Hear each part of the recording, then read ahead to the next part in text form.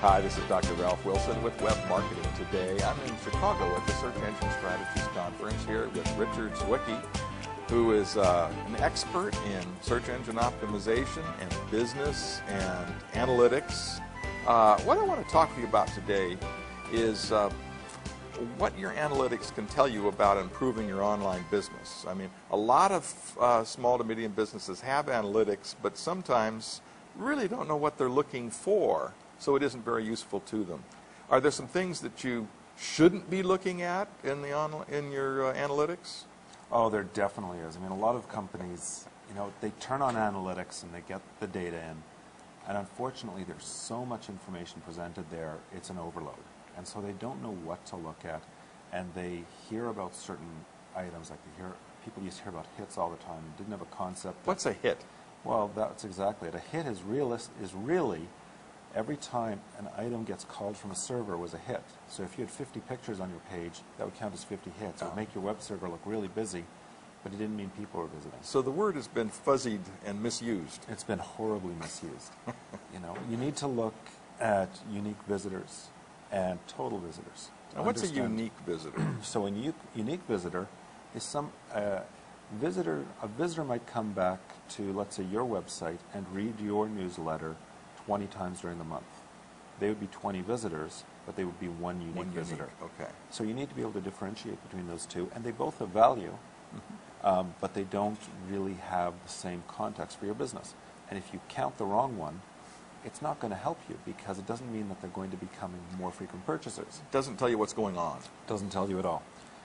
The other thing a lot of people don't look for is understanding their page view count relative to their visitors. So for each visitor, how many pages did they look at of the website, and when does it matter and when does it not? Because if you're running a blog and that section of the site is what you're tracking, you don't expect a lot of page views, because the user will come in, the visitor will come in, read that information and wander off.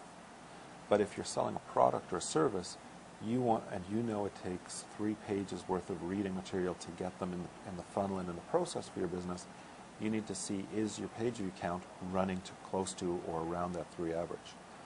The other thing which a lot of people don't do is they don't turn on conversion tracking properly and turn on event and action tracking to understand when do people do certain things on their business or the business's website that matter. Okay. Now, turning on those things requires, on the thank you page for instance, the shopping cart, or the thank you page for the lead, right, or the subscription form, some JavaScript code that Google will give you if you use Google Analytics, that when it gets to that page it says, they've completed the action. That's right. And so it's a matter of not just turning it on, but actually setting it up and then oh, yes, yes. Now, it's not, it's not always as simple as just flicking a switch. Right. There are certain packages which allow you to do that, but that's not necessarily the rule across them. But the reality is, if you track that information, you can understand user behavior activity that matters, and you're able to take a look at, you may have 1 million visitors to your website, but most of them will probably never be customers. You have to understand what was normal for the ones who were customers so that you can replicate that. And so you can find ways to grow your business using what works, not looking at all the noise. And unfortunately, with analytics, most people just see the numbers and don't dive into the details or don't know how to add the information which gives them perspective as to what matters. There's lots of tools built into analytics platforms that allow you to isolate those and watch all the actions of the people that have completed an action, say a sale, and figure out what that normal path is. Yes. So maybe some of our viewers ought to either read online all the instructions, or maybe hire a few hours of an analytics consultant that can kind of get them started, set up, and started in the right direction. Hiring a consultant for analyzing your paths alone is very valuable, because if you have an 11-page site, which is a tiny site, if an 11-page site and wanted to look at all the different ways a single person could go through the entire site, you could end up with 8 trillion combinations.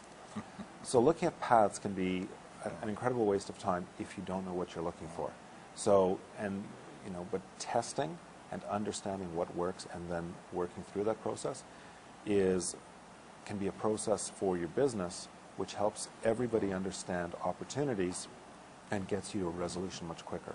I think the thing about analytics that's kind of off-putting is, I know the first time I really tried to dive into analytics and understand it, my head was swimming for days. And, you know, and I've had math and I've had physics and all that kind of stuff, but it's just the kind of getting your head around the concept. But the value of it is huge. The value is huge. And yeah, a lot of people, you know, they look at it and it immediately becomes a blurry table of numbers, which unfortunately for most people that's very true. And it isn't presented nicely and intuitively for most people to be able to understand more than that,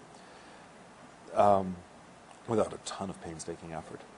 But, you know, I use an analogy with analytics for businesses who are trying to approach the subject matter. And I built a retail chain years ago.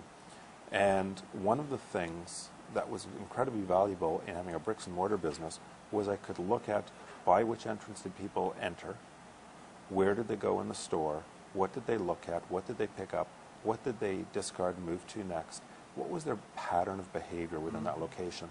And using that information of observation, I was able to modify the arrangement of my store or the merchandising of my store to suit customers' needs.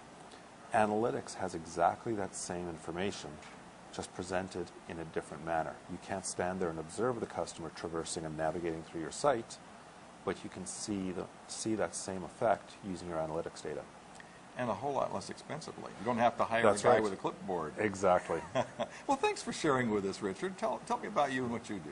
So I am as I refer to myself, I'm a serial entrepreneur. I've built 4 businesses quite successfully along the way, including a search marketing agency and an analytics firm, Eightfold Logic, which has a phenomenal array of products. And right now I am working with a number of people around business strategy and opportunity